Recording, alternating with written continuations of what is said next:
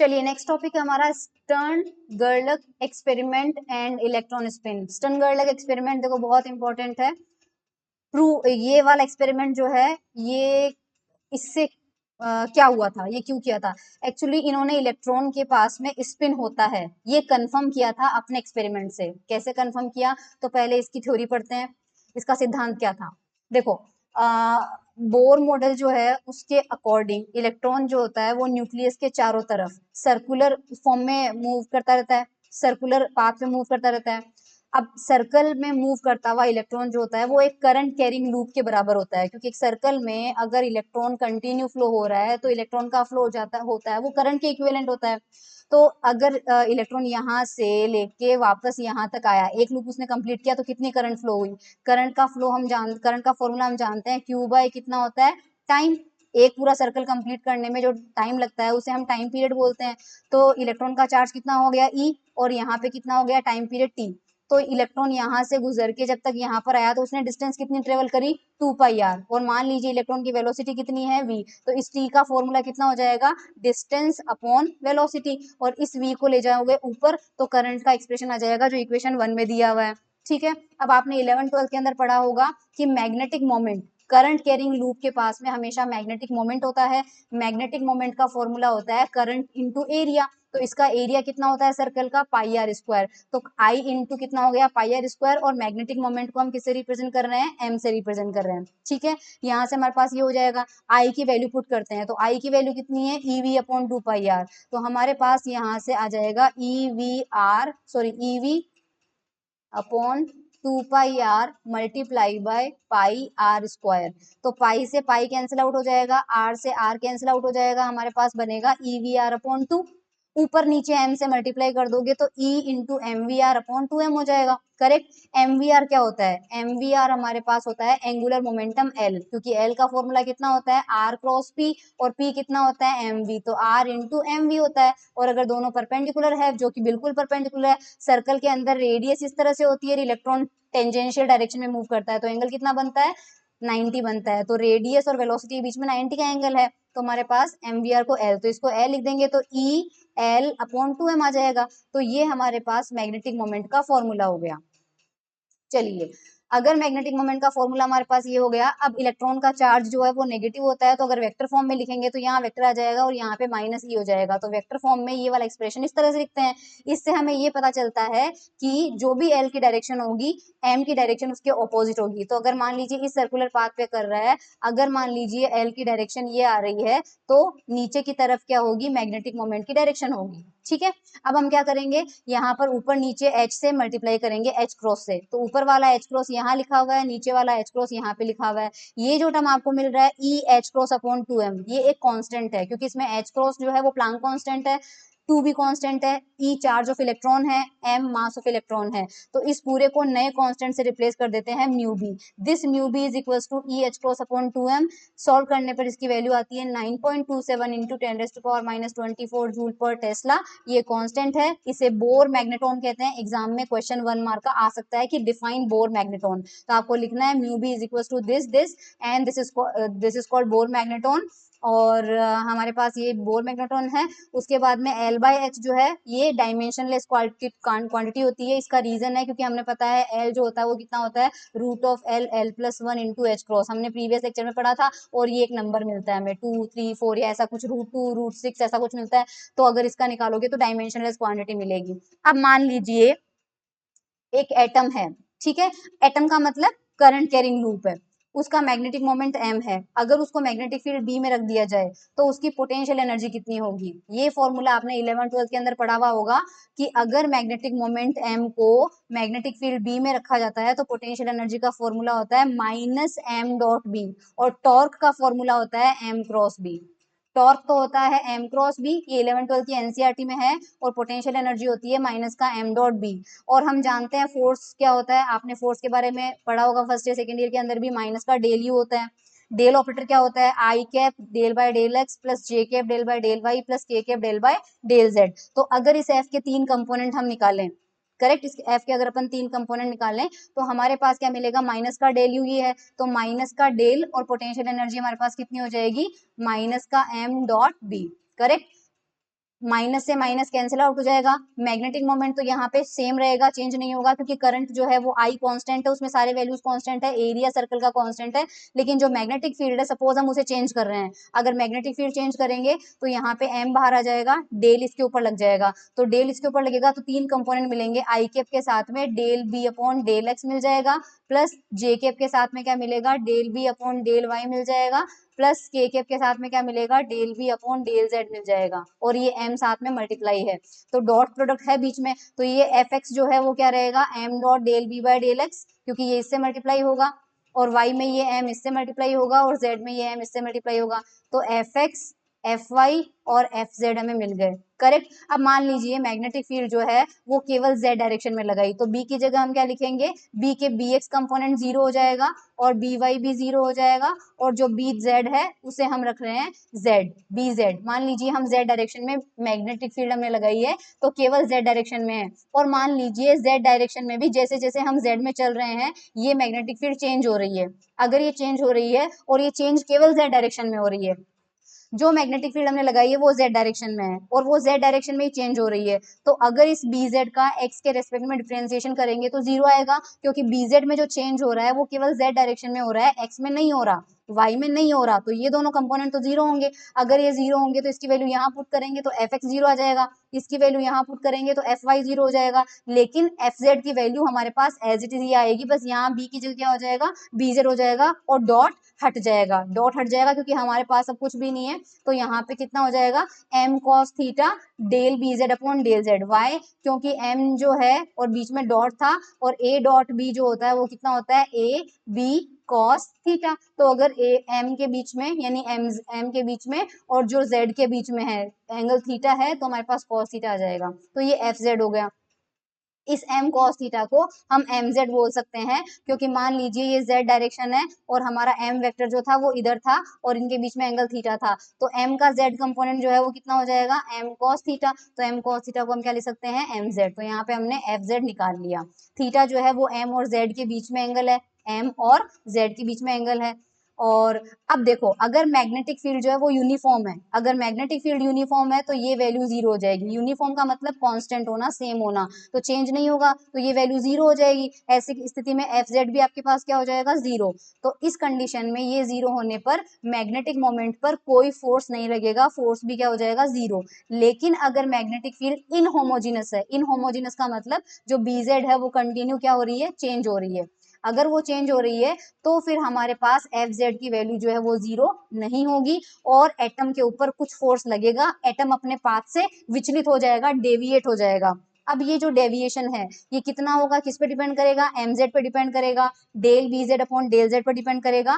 तो हम इस एक्सपेरिमेंट से ये मेजर करेंगे कि डेविएशन कितना होता है। तो सबसे पहले इसका जो एक्सपेरिमेंटल सेटअप है वो देखते हैं। एक्सपेरिमेंटल सेटअप में सबसे पहले अपन क्या करेंगे, ये सबसे पहला एक्सपेरिमेंट जो किया गया था वो सिल्वर के एटम के साथ किया गया था। तो सिल्वर के एटम लिए गए थे, सिल्वर के एटम को एक ओवन में रख दिया था। ओवन में क्या होता है, भट्टी होती है, उसमें गर्म करते हैं उसको, इतने हाई प्रेशर पे उसको गर्म किया कि सिल्वर जो सॉलिड फॉर्म में होता है वो क्या आ गया, हमारे पास गैसियस फॉर्म में आ गया। गैसियस फॉर्म में आते ही सिल्वर के इंडिविजुअल एटम आ गए, सिल्वर ऐसा ही नहीं होता, सॉरी एजी होता है, एजी के एटम आ गए हमारे पास, सिल्वर के एटम न्यूट्रल एटम आ गए, न्यूट्रल एटम हमें मिल गया गैस फॉर्म में, ठीक है, उस अवन में।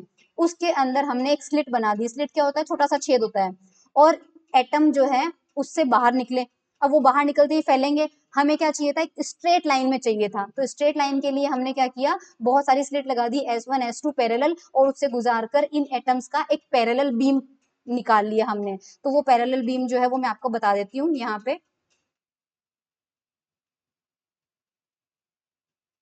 ये देखिए ये ओवन था हमारे पास, यहाँ पे गरम किया, ये स्लिट S1 है, ये स्लिट S2 है, तो यहाँ से हमें पैरेलल बीम निकली। उसके बाद में हमने मैग्नेट लगाए, और मैग्नेट का जो शेप है वो शेप हमने कुछ इस तरह से बनाया, इसको देखो, सबसे पहले इनको हमारे पास विशेष थोड़ा सा स्पेसिफिक शेप है इनका, और इनका शेप ऐसा बनाया गया था कि एक्स डायरेक्शन में जाने में मैग्नेटिक फील्ड चेंज ना हो, वाई डायरेक्शन में जाने में मैग्नेटिक फील्ड चेंज ना हो, केवल जेड डायरेक्शन में जाने में मैग्नेटिक फील्ड चेंज हो, इस तरह का शेप बनाया गया है, इसलिए एन और एस का शेप ऐसा है। तो जैसे ही मैग्नेटिक फील्ड के अंदर एंटर किए, ठीक है, अंदर एंटर किए तो अंदर क्या है, नो इनहोमोजेनस मैग्नेटिक फील्ड है, नॉन यूनिफॉर्म। अगर नॉन नॉन यूनिफॉर्म है तो हमें पता है कि फोर्स लगेगा। बाद में जब ये मैग्नेटिक फील्ड से निकले तो हमने यहाँ पर एक प्लेट लगाई और उस प्लेट के ऊपर ये सारे डिपॉजिट हो गए। डिपॉजिट का मतलब इकट्ठा हो गए। तो इनका शेप जो है हमने देखा, ऊपर एक लाइन मिली और नीचे हमें एक लाइन मिली। अब आते हैं ये लाइनों का क्या मतलब है। ठीक है, तो सबसे पहले जब मैग्नेटिक फील्ड से गुजर गए थे उसके बाद इस बीम को एक ठंडी प्लेट पर इंसिडेंट करवाया था, तो बहुत गर्म थे तो ठंडी प्लेट पर आराम से चिपक गए, वहां पे डिपॉजिट हो गए। जब उनका डेंसिटी, इंटेंसिटी और ये सब देखा, जमा हुए एटम जो थे वो प्लेट पर मोटी लाइन के, थिक लाइन बनी थी। एक ऐसी थिक, देखा अपन ने, एक ऐसी थिक लाइन बनी थी, एक नीचे थिक लाइन बनी थी, काफी मोटी मोटी लाइन बनी थी। अब इन लाइनों को एक्सप्लेन करना था। ठीक है, तो सबसे पहले जो एक्सपेरिमेंटल सेटअप हमारा है इसको यहाँ से देखते हैं। अभी हमने इसको सामने से देख रहे हैं। अब अपनी जो आईज है वो यहाँ रखो। अगर यहाँ से देखेंगे तो ये वाला एरिया दिखेगा, क्रॉस सेक्शन ऐसा दिखेगा, मतलब ये वाला पार्ट तो बिल्कुल सामने ऐसे दिखेगा और ये वाला पार्ट जो है वो हमें ऐसे दिखेगा।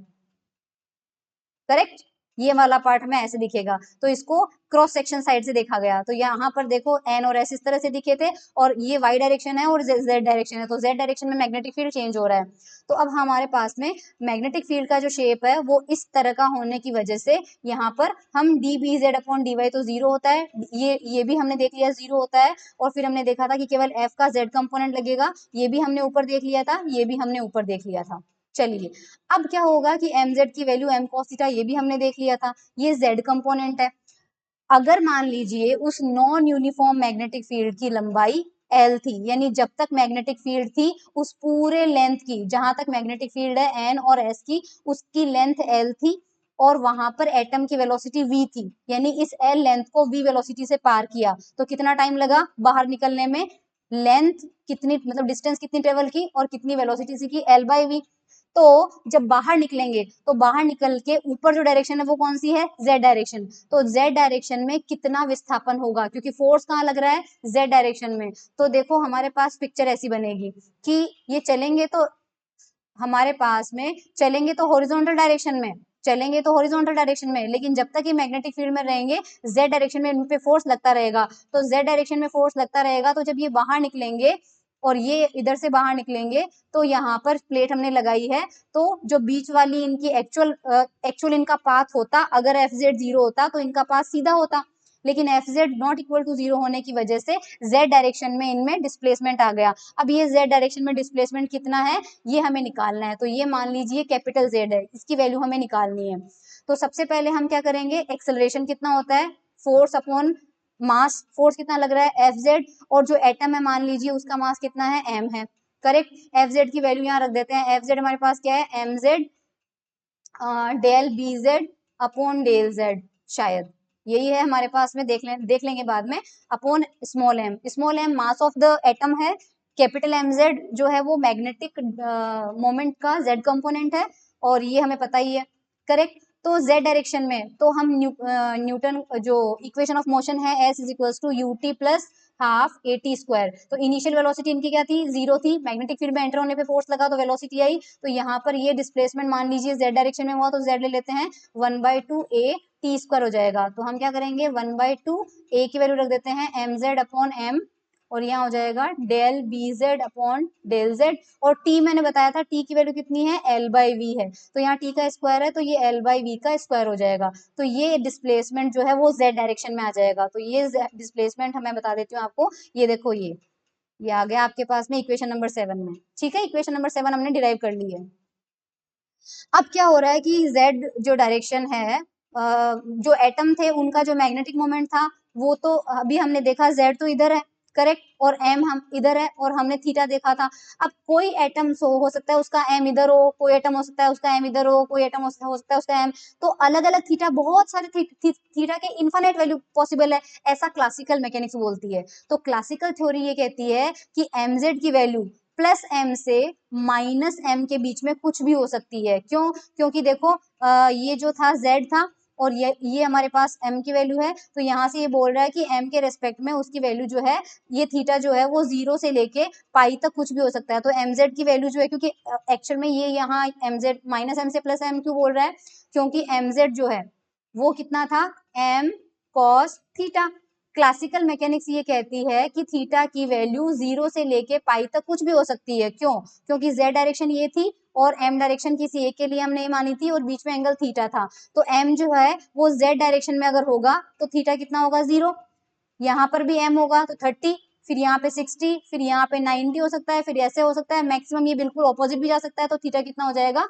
पाई। तो cos थीटा की वैल्यू 0 से लेके पाई तक अगर जाती है तो cos थीटा की वैल्यू 1 से लेके -1 तक जाती है। तो जब थीटा की वैल्यू 0 होगी तो mz की वैल्यू कितनी हो जाएगी m, और जब थीटा की वैल्यू पाई होगी तो mz की वैल्यू कितनी हो जाएगी -m। तो मिनिमम वैल्यू -m हो सकती है, मैक्सिमम वैल्यू m हो सकती है, और उसके बीच की जो डायरेक्शन है वो कितनी भी पॉसिबल हो सकती है, इनफाइनाइट।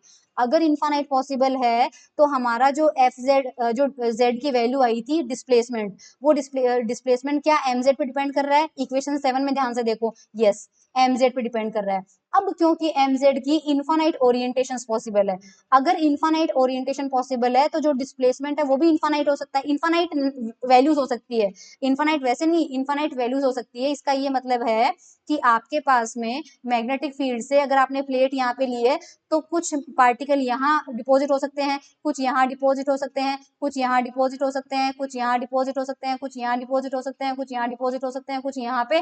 तो बेसिकली जो आपको लाइन मिली थी, जो लाइन मिली थी वो दो ही नहीं मिलनी चाहिए थी, इसके पास में ये अलग एटम की लाइन होनी चाहिए थी, ये भी लाइन होनी चाहिए थी, ये भी, इस तरह से ये पूरा भरा हुआ होना चाहिए था, ये एक्चुअल में पूरा भरा हुआ होना चाहिए था, क्योंकि mz की इनफाइनाइट ओरिएंटेशन पॉसिबल है, सारे एंगल पे आने चाहिए थे, लेकिन आपको दो ही एंगल पे, सिर्फ दो ही एंगल पे क्यों एटम्स मिले? तो अब समझाने वाली बात आ गई थी कि हाँ इसको समझाना तो पड़ेगा हमें। तो समझाने के लिए ये देखो यहाँ पे क्लासिकल मैकेनिक्स कहती है, क्लासिकल मैकेनिक्स ये कहती है कि ये वाला पिक्चर मिलना चाहिए था, जबकि एक्चुअल एक्सपेरिमेंटल पिक्चर ये मिली थी, ठीक है। तो अब ईस्टर्न गर्ल को एक्सपेरिमेंट ये एक्सप्लेन करना था, तो यहाँ पे लिखा हुआ ना देखो, क्लासिकल मैकेनिक्स के हिसाब से प्लेट पर एटम्स का जो डिपोजिशन है उसका आइडिया ये होना चाहिए, ईस्टर्न गर्ल एक्सपेरिमेंट से प्राप्त एक्चुअल फॉर्म में दो क्लियर लाइन जो है वो विजिबल थी। तो अब ये देखा कि अब क्या किया जाए, ये तो उससे नहीं हो रहा है, मैच नहीं हो रहा है।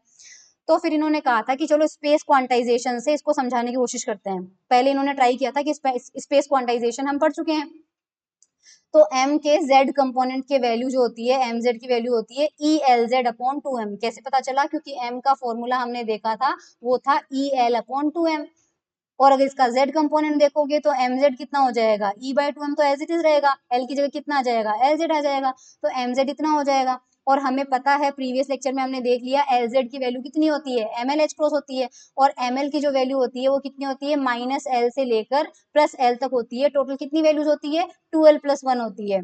तो mz की कितनी वैल्यूज मिल सकती है हमें, 2l+1 वैल्यूज मिल सकती है। तो कितनी लाइनें आनी चाहिए थी, 12+ लाइनें आनी चाहिए। अब अगर l = 0 रखो, इसमें 12+1 में अगर l = 0 रखो तो नंबर कितना आ रहा है, एक लाइन मिलनी चाहिए।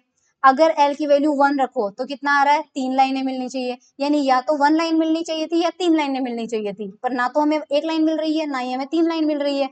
तो या तो अगर l = 0 है तो एक लाइन मिलनी चाहिए थी, और अगर l = 1 है तो 3 लाइनें मिलनी चाहिए थी, लेकिन हमें कितनी मिल रही है, 2 लाइनें मिल रही है। तो अगर 12+1 की वैल्यू 2 रखें और इसको सॉल्व करें तो l की वैल्यू 1/2 आ रही है, विच इज नॉट पॉसिबल, क्योंकि l की वैल्यू 0, 1, 2, 3 कुछ इंटीजर ही हो सकती है, S, P, D, F। तो l की वैल्यू तो केवल इंटीजर हो सकती है, हाफ इंटीजर नहीं हो सकती है। इसका मतलब स्पेस क्वांटाइजेशन से इसको एक्सप्लेन नहीं किया गया। तब कंसेप्ट आया इलेक्ट्रॉन स्पिन का। इलेक्ट्रॉन स्पिन से कैसे एक्सप्लेन किया गया, बाद में देखो इन्होंने क्या किया, इन्होंने कहा था कि जो इलेक्ट्रॉन होता है वो ऑर्बिटल मोशन के साथ में, ऑर्बिटल मोशन और स्पिन मोशन क्या होती है, ऑर्बिटल मोशन क्या होती है और स्पिन मोशन क्या होती है, मैं बताती हूँ। देखो अर्थ जो है, हमारी अर्थ जो है वो सन के चारों तरफ घूमती है, उस मोशन को बोलते हैं ऑर्बिटल मोशन, कक्षीय गति, करेक्ट। इसी तरह से जो इलेक्ट्रॉन होता है वो भी न्यूक्लियस के चारों तरफ जो मोशन करता है उसको बोलते हैं ऑर्बिटल मोशन, यानी कि कक्षीय गति। इसके अलावा अर्थ अपनी खुद की एक्सिस पर भी, यानी जो हमारी अर्थ होती है वो खुद की एक्सिस पर भी घूमती रहती है, जिससे दिनों रात होते हैं, इसे बोलते हैं स्पिन। ये होता है स्पिन मोशन और ये होता है ऑर्बिटल मोशन। तो अर्थ भी क्या करती है, ऑर्बिटल मोशन तो सन के चारों तरफ करती है और खुद की एक्सिस के चारों तरफ घूमती है, उसको स्पिन मोशन कहते हैं। वैसे ही इन्होंने कहा था कि जो इलेक्ट्रॉन होता है वो न्यूक्लियस के चारों तरफ जो घूमता है वो ऑर्बिटल मोशन होता है। उसकी वजह से जो एंगुलर मोमेंटम आता है वो एल आता है, और आप इसको एल से समझा रहे हो, लेकिन जो एक्सप्लेनेशन आ रहा है वो गलत आ रहा है।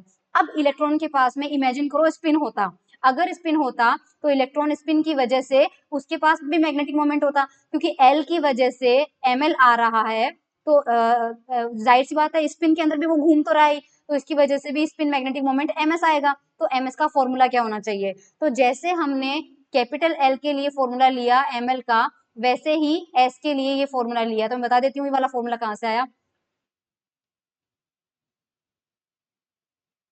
ओके, इक्वेशन नंबर 4 देखो एक बार, इक्वेशन नंबर 4 देखना, ये एम एल है, एम एल का फॉर्मूला है minus mu B L upon H cross, minus mu B L upon H cross, minus mu B L upon H cross, है ना। M L का फॉर्मूला था minus mu B L upon H cross.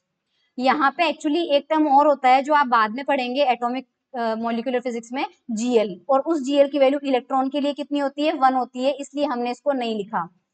GL की value 1 होती है। उसी तरह से जब स्पिन के बारे में बात करते हैं तो देखो माइनस का म्यू भी एज इट इज है, माइनस का माइनस है यहाँ पे, म्यू भी है, और एल बाय एच क्रॉस की जगह इस बार क्या आ गया? एस बाय एच क्रॉस आ गया, क्योंकि अपन स्पिन के बारे में बात कर रहे हैं।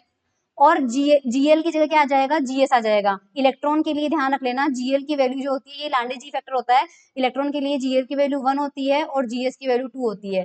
तो जीएस को ये स्पिन जाइरोमैग्नेटिक रेशो बोलते हैं, इसकी वैल्यू जो होती है इलेक्ट्रॉन के लिए वो 2 होती है। अब सेम जैसे अपन ने ऑर्बिटल मोशन में किया था, जैसे एल के corresponding magnetic quantum number M L होता है, वैसे ही एस के corresponding magnetic spin quantum number M S भी होगा। और जैसे एम एल की वैल्यू माइनस एल से प्लस एल होती है, वैसे ही एम एस की वैल्यू माइनस एस से प्लस एस होगी। और जैसे एम एल के 2l प्लस 1 वैल्यूज पॉसिबल होते हैं, वैसे ही एम एस के 2s प्लस 1 वैल्यू पॉसिबल होते हैं। ठीक है, अब 2s प्लस 1 की वैल्यू 2 रखते हैं, क्योंकि हमें दो लाइनें मिली है, तो s की वैल्यू कितनी आई? 1/2, और हम जानते हैं इलेक्ट्रॉन का स्पिन कितना होता है? 1/2, और अगर s की वैल्यू 1/2 है तो प्लस s से माइनस s तक करेंगे तो ms की वैल्यू माइनस 1/2 और प्लस 1/2, केवल दो ही पॉसिबल हो सकती है। प्लस 1/2 वाले इलेक्ट्रॉन को स्पिन अप पार्टिकल बोलते हैं, और माइनस 1/2 वालों को स्पिन डाउन पार्टिकल बोलते हैं। और इसका स्पिन क्वांटाइजेशन जो होता है वो डायग्राम बिल्कुल वैसा ही बना है। देखो कैपिटल एस की वैल्यू जो होती है वो root of small S, S plus 1 और एच क्रॉस होता है। हमने देखा कि एस की वैल्यू केवल 1/2 पॉसिबल है, तो रूट ऑफ 1/2 इंटू 1/2 प्लस 1 करो, कितना हो रहा है? रूट ऑफ 3/4 हो रहा है। 4 को क्या कर लो आप? रूट 3 को तो ऊपर रहने दो, रूट 2 और एच क्रॉस। तो देखो एस की वैल्यू कितनी आ रही है? रूट 3/2 एच क्रॉस, और इसके दो ही कंपोनेंट है, जो z कंपोनेंट है उसमें हमें दो ही वैल्यू मिलेगी, प्लस हाफ और माइनस हाफ। तो और s की जो z वैल्यू होगी वो हमारे पास कितनी होगी? ms h क्रॉस, ms की वैल्यू प्लस हाफ है तो प्लस हाफ h क्रॉस जो कि यहाँ पे लिखा हुआ है, और s की value minus half h cross जो कि यहाँ पर लिखा हुआ है। तो दो ही वेक्टर बनेंगे आपके पास में, और ये दोनों रेडियस सेम होंगी, तो जैसा अपन ने l के साथ बनाया था वैसा ही स्पिन क्वांटाइजेशन ये है। तो इलेक्ट्रॉन स्पिन का स्पिन क्वांटाइजेशन ये है। चलिए अब हमें दो लाइनों का पता चल गया, है ना। तो s की वैल्यू कितनी है? रूट 3/4 है, h क्रॉस होती है। s इज इक्वल टू 1/2 है, ms की वैल्यू प्लस हाफ और माइनस हाफ है। अब ms का z कंपोनेंट लेते हैं, तो ms की वैल्यू हमें मिली थी केवल मैग्नीट्यूड ले रहे हैं अपन, हमें मिला था gs म्यू बी और s upon h cross, correct. तो अगर इसका z कंपोनेंट ले लेते हैं तो हमें क्या मिलना चाहिए? gs एज इट इज रहेगा, म्यू भी एज इट इज रहेगा, s की जगह क्या आ जाएगा? s का z कंपोनेंट आ जाएगा और h क्रॉस, और यही फॉर्मूला यहाँ पर लिखा हुआ है ये वाला। ठीक है, अब इसको क्या करेंगे? S Z upon H cross को हमें पता है small M S H cross जो है वो किसकी वैल्यू होती है? एस जेड की। यहाँ से एम एस की वैल्यू निकालो, एम एस की वैल्यू कितनी आ रही है? एस बाय एच क्रॉस आ रही है। तो इस s Z upon H cross को, s Z upon H cross को हम क्या लिख सकते हैं? एम एस लिख सकते हैं। तो यहाँ पर क्या आ जाएगा? एम एस आ जाएगा। अब जीएस की वैल्यू हमारे पास, एमएस की वैल्यू कितनी होती है? प्लस माइनस हाफ होती है, तो प्लस माइनस हाफ रख दिया, बचा क्या? जीएस म्यू भी रख दिया। जीएस की वैल्यू कितनी होती है? 2 होती है, तो उस 2 से ये 2 कैंसिल आउट हो जाएगा, तो आंसर क्या आया? प्लस माइनस हाफ आया, क्योंकि जीएस की वैल्यू 2 होती है। इसलिए जेड डायरेक्शन में प्लेट पर केवल दो ही लाइनें हमें मिली थी, करेक्ट। तो अब हमें समझ में आ गया एक्सप्लेनेशन कि सिल्वर के एटम में 47 इलेक्ट्रॉन होते हैं, जिसमें से 46 इलेक्ट्रॉनों जो होती है उनका क्लोज सबशेल होता है। उनका सबशेल क्या होता है, पूरा का पूरा क्लोज होता है। सारे के सारे जो होते हैं वो up spin down spin, up spin down spin, up spin down spin से भरा हुआ होता है। तो उनका रिजल्टेंट एल जो होता है वो आपने क्वांटम में देखा होगा या न्यूक्लियर सॉलिड फिजिक्स में देखा होगा, या लास्ट के चैप्टर में देखना, उसमें बताया हुआ है रिजल्टेंट एल 0 आता है। तो 46 इलेक्ट्रॉन का एल 0 होता है, तो लास्ट में एक ही इलेक्ट्रॉन बचता है। एस भी 0, एल भी 0 होगा, क्योंकि अगर अप स्पिन है किसी में तो डाउन स्पिन वाले को कैंसिल आउट कर देता है। लास्ट का इलेक्ट्रॉन केवल एस ऑर्बिट में होता है। अगर वो एस ऑर्बिट में होगा तो एल तो आपके पास 0 आ गया, और एल अगर 0 आ गया तो एक लाइन मिल रही थी, इसका मतलब एल तो रिस्पॉन्सिबल है नहीं। तो ये जो लास्ट का एक ही इलेक्ट्रॉन बचा है, ये अप स्पिन में भी हो सकता है और डाउन स्पिन में भी हो सकता है। तो हमने बहुत सारे अरबों इलेक्ट्रॉन्स लिए हैं, तो अरबों इलेक्ट्रॉन्स में काफी इलेक्ट्रॉन्स अप हो सकते हैं, काफी डाउन होंगे। तो अप वाले सारे इलेक्ट्रॉन ऊपर सेम लाइन बनाएंगे और डाउन वाले नीचे बनाएंगे, इसलिए हमें 2 ही लाइनें मिली। तो यहाँ पर क्या हो रहा है, टोटल मैग्नेटिक मोमेंट जो होता है वो लास्ट इलेक्ट्रॉन के स्पिन की वजह से हो रहा है, और उसके z कंपोनेंट के 2 ही वैल्यू पॉसिबल है, प्लस म्यू बी और माइनस म्यू बी, इसलिए हमें केवल 2 लाइनें दिखाई दी। ये स्पेस क्वांटाइजेशन जो है वो इलेक्ट्रॉन स्पिन के क्वांटाइजेशन, स्पिन का स्पेस क्वांटाइजेशन बताता है। और ये था, दैट्स इट। इसके बाद आता है spin and magnetic moment. Spin and magnetic moment में क्या होता है, इलेक्ट्रॉन पर नेगेटिव चार्ज होता है। अगर हम इसे स्पिन करता हुआ माने तो इसे ये करंट के इक्विवेलेंट होता है। करंट की वजह से वहां मैग्नेटिक मोमेंट आता है। मैग्नेटिक मोमेंट जो होता है स्पिन का, वो ऑब्वियसली जितना ज्यादा स्पिन होगा उसका मैग्नेटिक मोमेंट भी उतना ही ज्यादा होगा। एमएस की वैल्यू जो है हमने निकाली थी, ये वैल्यू थी, ये फॉर्मूला सेम वहां से आया है एमएल से। एमएल से फॉर्मूला देखना, ये था माइनस का ई एल अपॉन 2m, तो ये वहीं से आया है, माइनस का ई एस अपॉन 2m, और बस यहाँ पे जीएस आ गया, क्योंकि यहाँ पे जीएल था, जीएल की वैल्यू 1 थी तो अपन ने लिखा नहीं, जीएस की वैल्यू 2 होती है। इस तरह स्पिन मैग्नेटिक मोमेंट कितना हुआ, ये हो गया हमारे पास में, 2 से 2 कैंसिल आउट हो गया। z कंपोनेंट में बस यहाँ z लगा दिया और यहाँ पर z लगा दिया, तो यहाँ पर एस जेड की वैल्यू जो है, एस जेड की वैल्यू होती है प्लस माइनस 1/2, क्योंकि एस जेड जो होता है वो कितना होता है, M S H cross, M S की वैल्यू प्लस माइनस हाफ होती है, तो प्लस माइनस 1/2 एच क्रॉस। तो ये इक्वेशन आपके पास आ जाएगी। तो इसी तरह से, इसलिए एम एस जेड की वैल्यू कितनी मिलेगी, अब ये एस जेड की वैल्यू कहाँ पुट करनी है आपको, ये वैल्यू यहाँ पुट करनी है आपको, इससे ऊपर वाले में पुट करनी है, तो ये आ जाएगा। और ये हमारे पास हम पहले ही बोल चुके हैं, ये बोर मैग्नेटॉन होता है, तो प्लस माइनस म्यू बी, जो हमने अभी भी पढ़ा था, तो म्यू बी की वैल्यू इतनी होती है, ये बोर मैग्नेटॉन हो गया। ठीक है, ये था स्पिन मैग्नेटिक मोमेंट हमारा।